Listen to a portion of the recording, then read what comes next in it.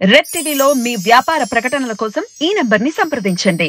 ఎదురుగా వచ్చి అటాక్ చేసిన వెంటనే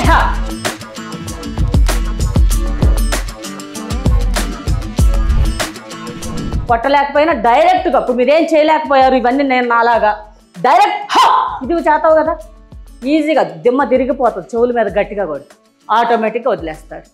ఏం చేత కాలేదు పట్టి లాగుతున్నాడు చేయి బట్టి లాగుతున్నాడు ఎలా రిలీజ్ చేసుకోవాలో తెలియట్లేదు గట్టిగా కొరకాలనైనా ఐడియా రావాలి.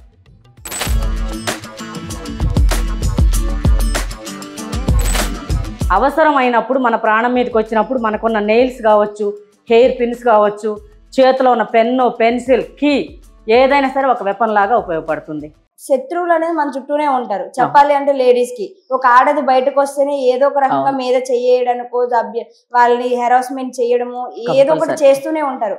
పేరెంట్స్ ధైర్యం చేసుకుని బయటకు పంపిద్దామని అనుకున్నా కూడా వీళ్ళకి భయపడి సమాజానికి మెయిన్ అదే మనం మొదటి నుంచి ఏంటంటే సమాజం మా బాధ్యత మన మీద ఎక్కువ ఉంటుంది సమాజంలో. ఎందుకంటే మనం ఉంటున్న ప్రజాస్వామ్యంలో నిజం చెప్పాలంటే మన ఇంట్లో అమ్మా నాన్న ఓకే అమ్మ నాకు ఇష్టమే కానీ బయట ఏమనుకుంటారు. ఒక అమ్మాయికి ప్రాబ్లం వచ్చి పోలీస్ స్టేషన్ కి వెళ్ళాలంటే కూడా మొహమాట భయం. ఏమో పలానా వాళ్ళ అమ్మాయి పోలీస్ స్టేషన్ కి వెళ్ళింది అంటే పరుగు పోద్దేమో పెళ్ళవదేమో ఆ భయానికి నలుగురు కోసం భయపడటంతోనే సరిపోతుంది మన లైఫ్ అంతా. కానీ మనం నిజం చెప్తున్నాక మనం తప్పు చేయనంత వరకు ఎవరికి భయపడాల్సిన అవసరం లేదు. మనం చేసేది కరెక్ట్ అనిపించినప్పుడు ముఖ్యంగా అదృష్టం వెల్ విషర్స్ అంటే తల్లిదండ్రులు. నేను ఫస్ట్ తల్లిదండ్రులకే ఇంపార్టెన్స్ ఇస్తాను తర్వాత ఎవరైనా. మన వెల్ విషర్స్ అంటే వాళ్ళే వితౌట్ ఎక్స్పెక్టేషన్ ఏమి లేకుండా మనల్ని సిన్సియర్ గా ప్రేమించి మనకు ఒక లైఫ్ ఇవ్వాలని మన గురించి ఆలోచిస్తారు. వాళ్ళకి మనకి ఇష్టమైన ఫీల్డ్ ని ఒప్పించాలి అంటే వాళ్ళకి భరోసా కల్పించాలి. వాళ్ళకి కాన్ఫిడెన్స్ రావాలి. మన అమ్మాయి బయటకు వెళ్ళినా క్షేమంగా తిరిగి వస్తుంది. ఈ రోజు నేను అర్ధరాత్రి బయటకు వెళ్ళినా క్షేమంగా తిరిగి వస్తుంది అమ్మాయి. ఎంత దూరం లాంగ్ జర్నీ చేసినా కూడా పర్లేదు మన అమ్మాయి ధైర్యంగా ఉంటుంది. ఎందుకు? Because of martial arts. నా బాడీలో ఇది ఉంది కాబట్టి నాకు సెల్ఫ్ కాన్ఫిడెన్స్ ఒక ధైర్యం ఉంది. ఆటోమేటిక్ గా వాళ్ళు నన్ను నమ్ముతారు పంపించడానికి. ఆ భరోసా మన తల్లిదండ్రులకి పిల్లలు కల్పించాలి. వాళ్ళు మనకు అవకాశం ఇవ్వాలి. మన అమ్మాయి ఇంత కష్టపడుతుంది ఆమె ట్రై చేస్తుంది కదా అడుగుతుంది కదా ఒక ఛాన్స్ ఇచ్చి చూద్దామని పేరెంట్స్ కూడా సపోర్ట్ చేయాలి. మరి అసలు మీరు మీ పేరెంట్స్ ఎలా కన్విన్స్ చేశారు అసలు దీనికి గురించి? నిజం చెప్పాలంటే నేను చెప్పాక నా మైండ్ లో బాగా బలంగా ఇవన్నీ నాటుకుపోయినాయి. మా నాన్నగారికి ఇంట్రెస్ట్ కాబట్టి నన్ను పోలీస్ ఆఫీసర్ని చేయాలని నేను ఏది చెప్పినా కూడా సరే అమ్మ చెయ్యి. ఒకవేళ నేను ఫెయిల్ అయితే కూడా అది ఒకవేళ అవ్వలేదు పర్లేదు నేనే డిప్రెస్ అవుతాను ఒకవేళ నేను అవ్వలేకపోయానని ఏం పర్లేదు మళ్ళీ నెక్స్ట్ టైం ట్రై చేయి అని మా నాన్నగారు మోటివేషన్. సో డాడీ ఏం చేసేవారు? నిజం చెప్పాలంటే మా daddy farmer by birth blind. నేను ఎలా ఉంటానో నాన్నకు తెలియదు కానీ నా వాయిస్ తెలుసు. నేను ఇంట్లో ఉండి ఎంత దూరంలో ఉండే ఫోన్ డైలీ ఫోన్ చేస్తారు. నేను హలో అన్నానంటే నేను ఎలా ఉన్నానో చెప్పేస్తారు. ఏంటమ్మా డల్గా ఉన్నావు లేదేంటి పడుకుని మాట్లాడుతున్నావా కూర్చొని మాట్లాడు జర్నీలో ఉన్నట్టున్నావే సౌండ్ అంత వినికిడి అంత అబ్జర్వేషన్ అది నాకు అదృష్టం. ఏ రోజు ఆయనకి కళ్ళు లేవన్న ఫీలింగ్ రాలేదు నాకు. కానీ నాకు చాలా మోరల్ సపోర్ట్ మా నాన్నగారు. అమ్మగారు ఇక చెప్పవసరం లేదు. ఆవిడ ఎప్పుడు ఇంక తల్లి అంటే తల్లి ప్రేమ ఇంకా అది అది నో వర్డ్స్. Mother relation. మరి బ్రదర్స్ గాని సిస్టర్స్ గాని ఉన్నారు. ఇద్దరు సిస్టర్స్ ఉన్నారు ఒక బ్రదర్ ఉన్నారు. నేనే ఇంటికి పెద్ద. ఫస్ట్ ఇంటికి పెద్దగా ఉండటమే సగం బాధ్యతగా ఉండేదాన్ని.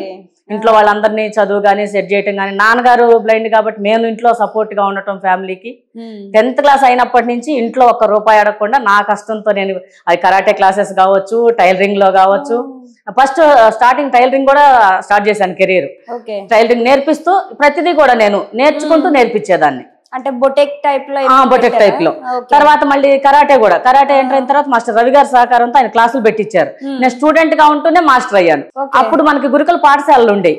ఇప్పుడు ఉన్నాయి రెసిడెన్షియల్ ఇప్పటికీ ఉన్నాయి. తెలంగాణ సపరేట్ అయినా ఆంధ్ర అయినా రెసిడెన్షియల్స్ ఉన్నాయి. ఆ స్కూల్ హాస్టల్లో ఉంటారు. ప్రతి స్కూల్లో 300 స్టూడెంట్స్ ఉంటారు. వాళ్ళ దగ్గరికి నేను వెళ్ళి వారానికి 2 రోజులు నేర్పించేదాన్ని క్లాసు. అప్పుడేంటి ఒక స్టూడెంట్ కి 10 రూపాయలు ఇచ్చేవాళ్ళు. నాకు సెల్ఫ్ ఎంప్లాయ్మెంట్ గా ఉండేది. ఆ రోజుల్లో 2000 శాలరీ అంటే ఎంతో జాబ్ చేసినట్టే. 1 అవర్ పార్ట్ టైం జాబ్ లాగా. శాలరీ పెరిగే కొద్ది ఖర్చులు పెరుగుతాయి. అప్పుడు శాలరీ అంటే చాలా ఎక్కువ చాలా హ్యాపీ అనిపించేది. నేను చెప్తున్నాను కదా ఇక మా పట్టుదల అంటే ఇక ట్రైన్ లో సీజన్ టికెట్స్ తీసుకొని వెళ్ళిపోతే క్లాసులు చెప్పుకుంటా వెళ్ళడం మళ్ళీ రిటర్న్ చెప్పుకుంటూ రావడం. అటు తిరుపతి వరకు కవర్ చేశాను ఇటు విజయనగరం వరకు కవర్ చేశాను. విజయవాడ ఆంధ్రాలో ఉన్నప్పుడు అక్కడ తెలంగాణ వచ్చి కూడా ఇక్కడ కూడా 20 years అయిపోయింది. ఇక్కడ కూడా అన్ని కరీంనగర్ డిస్ట్రిక్ట్ దగ్గర నుంచి వరంగల్ దగ్గర నుంచి ఆల్మోస్ట్ 2 రాష్ట్రాల్లో నాకు తెలవని ప్లేస్ లేదు. మొత్తం చుట్టేసాను. 10 రూపాయలతో స్టార్ట్ చేసిన కరాటే ఈ రోజు 10,000 తీసుకునే స్థాయి వరకు వచ్చింది. ఇది నా లైఫ్ అచీవ్మెంట్ గా భావిస్తాను. నిజమే. మరి మీరు ఎంత కృషి చేస్తుంటే మరి ఈ రోజు ఈ స్థాయిలో నిలబడి చాలా అది గ్రేట్ అసలు చెప్పండి. దాని వెనక చాలా ఉంది. ప్రతి ఒక్క మహిళ మీలాగా ప్రతి ఒక్క దృఢ సంకల్పంతో ఉండి చెయ్యాలి అని అనుకునే చేయగలిగితే వాళ్ళకి ఫ్యామిలీ సపోర్ట్ కూడా ఇస్తే ఖచ్చితంగా ప్రతి ఒక్క అమ్మాయి ఈ రోజు నిలబడుతుంది. ముందు మన సంకల్పం ముఖ్యం, తర్వాత వాళ్ళని అనుకూలంగా మనం మార్చుకోవాలి. అవును, అది ఇప్పుడు ఎందుకంటే చిన్న చిన్న పిల్లలు చూస్తున్నాం, ఇప్పుడు చదివే కాలేజీ పిల్లలు కూడా ఒక్కసారి నో అంటే ఇంకా అది నోనే అని చెప్పేసి వాళ్ళు డిప్రెషన్ లోకి వెళ్తాం, సూసైడ్ దాకా వెళ్తాం, ఆగిపోతున్నారు. మెయిన్ ఆగిపోతున్నారు. అది ఏ విషయంలో అయినా ఏ ఫీల్డ్ అయినా కావచ్చు. ఎందుకంటే నేను అదే చెప్తాను తల్లిదండ్రులకు, పిల్లలు ఓడిపోవటం కూడా నేర్పించాలి. ఈ మార్షల్ ఆర్ట్స్ లో ఉన్న మెయిన్ విషయం ఏంటంటే పడతాం, లేస్తాం, ఓడిపోవటం కూడా నేర్పిస్తాం. ఇప్పుడు కరాటే ఉంది, ప్రతిసారి విన్నాము, ప్రతిసారి గోల్డ్ మెడల్ రాదు. 3rd ప్లేస్ వచ్చిన రోజులు ఉన్నాయి. మాకు అసలు పార్టిసిపేషన్ సర్టిఫికేట్ వస్తే చాలు అనుకున్న రోజులు ఉన్నాయి. వెళ్ళి అక్కడ నిలబడి వస్తే చాలు అనుకున్నాం. ప్రతిసారి వెళ్ళాలి, ప్రతిసారి గోల్డ్ మెడల్ రావాలి, ప్రతిసారి విన్ అవ్వాలని లేదు. ఓడిపోతాం, ఒకసారి ఒకరు గెలుస్తారు, ఒకరు మనం ఓడిపోతాం, పడతాం, లేస్తాం, దెబ్బలు తగులుతాయి. ఫిజికల్ గా ఈ విధంగా మెంటల్ గా స్ట్రాంగ్ అయిపోతాం. లైఫ్ లో అప్ అండ్ డౌన్స్ కామన్, గెలుపు ఓటములు సహజం. ఈ విషయాన్ని ఇప్పుడున్న పేరెంట్స్ ముఖ్యంగా చెప్పాలంటే ఇప్పుడు చాలా మంది ఎవరు ఓటమిని యాక్సెప్ట్ చేసే పరిస్థితిలో లేరు. అసలు ఈవెన్ పేరెంట్సే లేరు. ఏంటి మా అమ్మాయి ఎందుకు ఓడిపోయింది, మా అమ్మాయికి ఎందుకు మెడల్స్ రాలేదు, నువ్వు ఇలా అన్నప్పుడు పిల్లకి ఏమనిపిస్తుంది, ఓ నేను గెలవాల్సిందే కదా, నాకు రావాలి కదా, ఎందుకు రాలేదు. లేదమ్మా, అప్పుడప్పుడు ఓడిపోవటం కూడా ఉంటుంది. ఓడిపోతే మళ్ళీ పట్టుదల పెరిగి మళ్ళీ నెక్స్ట్ టైం విన్ అవడానికి ప్రాక్టీస్ చేయాలి. ఈ విధంగా నేర్పించాలి పిల్లలకి. ఓకే, మీరేమైనా కొంచెం మన వాళ్ళకి కూడా అంటే ధైర్యంగా అర్ధరాత్రి 12 గంటలకి రోడ్డు మీదకి వెళ్ళినా కూడా ధైర్యంగా మీరు ఇంటికి రాగలరు అని నిరూపించుకోవడం. అది అర్ధరాత్రి పగలని లేదు. ఇప్పుడున్న సిచ్యువేషన్ ఈ సమాజంలో day and night 24 hours work చేస్తున్న కంపెనీస్ ఉన్నాయి. అప్పుడు ఆడ మగ తేడా లేదు, ఇద్దరూ కష్టపడితేనే లైఫ్. ఇప్పుడు ఉన్న మనకి ఫాస్ట్ కల్చర్ లో అన్ని ఎంత విపరీతమైన రేట్లు పెరిగిపోయినాయి, ఇద్దరు జాబ్ చేస్తేనే. ఎంత జాబులు చేసి ఎంత అర్ధరాత్రులు కూడా బయటకు వెళ్తున్నారో అంతే ఈజీగా అవి కూడా జరుగుతూనే ఉన్నాయి. అది పట్ట పగలు జరుగుతున్నాయి, అంతే, రాత్రి పగలు తేడా లేదు. కాకపోతే రాత్రి కూడా కొంచెం అవకాశం కావచ్చు, అంత సైలెంట్ గా ఉంటది కాబట్టి కొందరే వెళ్తారు కాబట్టి. కానీ ఆ టైంలో కూడా వెళ్ళాలి అంటే మనం ఇలాంటి సెల్ఫ్ డిఫెన్స్ నేర్చుకుని ఉంటే ఒక కాన్ఫిడెన్స్, ప్రతిదీ సెల్ఫ్ డిఫెన్స్ గా ఉపయోగపడుతుంది. నేను చెప్తున్నా కదా, నువ్వు గట్టిగా అరవటం వల్ల ఎదుటి వ్యక్తి భయపడతాడు, ఎవరన్నా వచ్చి సేవ్ చేస్తారు. అందరినీ కరాటే చేయాలి, ఫైట్ చేసి పోయి కిక్కులు కొట్టాలి అని 10 మంది వస్తే 10 మందిని ఎక్కడ కొట్టగలుగుతావు? ఆ 10 మంది నుంచి తప్పించుకుని పారిపోవడం కూడా సెల్ఫ్ డిఫెన్స్, పరిగెట్టడం కూడా సెల్ఫ్ డిఫెన్స్. అందుకే రన్నింగ్ కూడా తెలిసి ఉండాలని చెప్తాను. నువ్వు ఫిజికల్ గా స్ట్రాంగ్ ఉండాలి. గ్రౌండ్కి వెళ్ళు, డైలీ మార్నింగ్ ఒక 1/2 hour గ్రౌండ్ పెట్టుకో, ఎక్సర్సైజ్ చేసుకో, ఫిజికల్ ఫిట్నెస్ ఉంటుంది, రన్నింగ్ ప్రాక్టీస్ చేయి, నీ బాడీ నీ కంట్రోల్లో ఉంటుంది, సెల్ఫ్ కాన్ఫిడెన్స్ ఉంటుంది, గుడ్ ఫర్ హెల్త్, హెల్తీగా ఉంటావు, ఫిట్నెస్ గా ఉంటావు, ఇన్ని రకాల ఉపయోగాలు ఉంటాయి. అందుకని పిల్లలకి ఫిజికల్ గా కూడా తయారు చేయాలి. మనం చూస్తున్నాం, ఇప్పుడు చూస్తే బస్సు ఏసీ బస్సు ఉంటుంది, స్కూల్లో ఏసీ ఉంటుంది, లిఫ్ట్ లో దింపుతాం, బస్సు క్యాబో ఎక్కిస్తాం, తీసుకెళ్లి అక్కడ దింపేస్తాం, మళ్ళీ ఎక్కించుకొని వస్తున్నాం. వీళ్ళకి ఫిజికల్ ఎక్సర్సైజ్ ఎక్కడుంది? స్వెట్ వచ్చే అవకాశమే లేదు. ఏసీలో తిరిగి ఏసీలో పెడితే సుఖపడుతున్నాం మనం అనుకుంటున్నాం. ఏసీలు ఉండొచ్చు, సమ్మర్ లోనో వీలైనప్పుడు మరీ తట్టుకుని ఉండలేకపోయినా ఉండొచ్చు, కానీ బట్ మామూలుగా కూడా ఉండాలి, నార్మల్ నేచర్ కి దగ్గరగా ఉండాలి. అది కూడా పిల్లల్ని పెంచాలి ఆ విధంగా. అదే అంటున్నాను, కష్టం సుఖం తెలియాలి.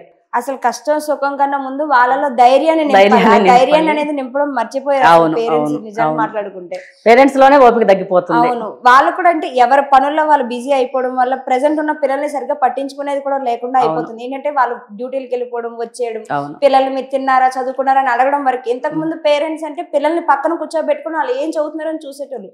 ఇప్పుడు అయ్యలేవు, ట్యూషన్స్ పంపించడం, వెళ్ళారా, వచ్చారా, చదువుకున్నారా, తిన్నారా, ఇంతవరకే ఉండడంతో పిల్లలు సగం వీళ్ళ జాబు బిజీలో పడిపోయి పిల్లలు ఏంటి, వాళ్ళు ఏం ఇష్టపడుతున్నారు, వాళ్ళకి ఏం కావాలి, వాళ్ళు ఏం అవ్వాలనుకుంటున్నారు, ఇవన్నీ అసలు మర్చిపోతున్నారు పిల్లల గురించి. అదొకటి దీనికి కారణం. మెయిన్ గ్రాండ్ పేరెంట్స్ కూడా, వెనకట్లో జాయింట్ ఫ్యామిలీస్, గ్రాండ్ పేరెంట్స్ ఉండేవాళ్ళు, వాళ్ళు టేక్ కేర్ చేసేవాళ్ళు.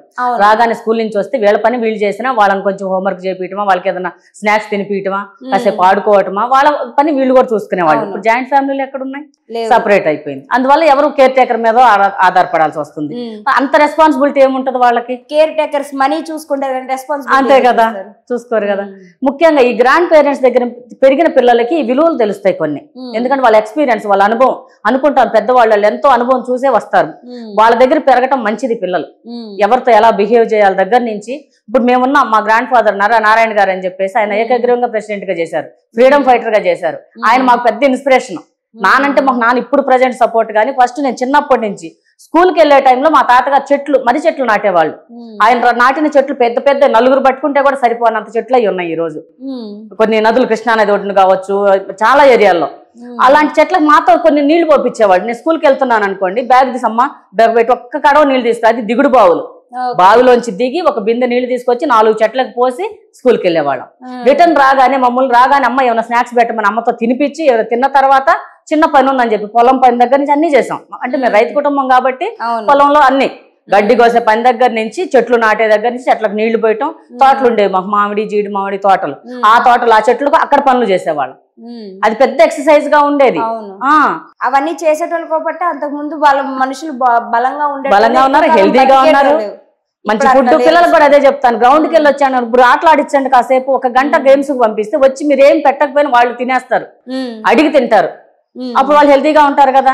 మా వాడు తినడు, మా పిల్లవాడు తినడు అని చెప్పి వాళ్ళు పట్టుకుని గిన్నె పట్టుకుని తిరుగుతుంటారు. వాళ్ళు అమ్మటే వాళ్ళు తినరు అని ఎలా తింటారు? ఆకలి అయితే తింటారు. అవ్వాలంటే ఫిజికల్ గా శ్రమ పడాలి కొంచెమైనా.